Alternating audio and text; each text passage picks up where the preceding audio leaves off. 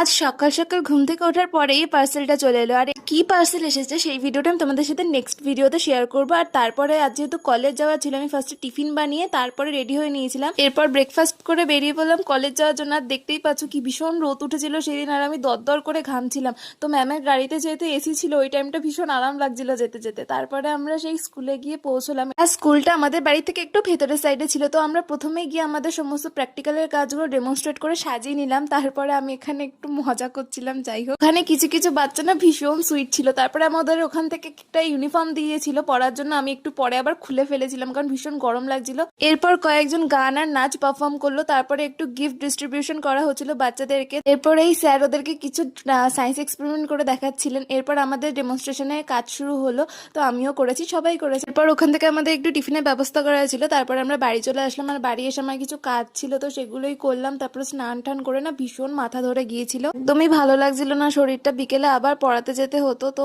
যাই হোক তারপরে পড়াতে গেলাম। আর ওখানে একটু তরমুজ খেতে দিয়েছিল, সেটাই খেলাম। আর ওখান থেকে সুস্মিতাদের বাড়িতে গিয়েছিলাম, আর ঝড়ে আটকে পড়েছিল। হঠাৎ করে খুব ঝড় উঠে গেছিল, আর আমি ছাতাও নিনি। তারপরে বাবা আমাকে গিয়ে বাড়িতে নিয়ে এসছে।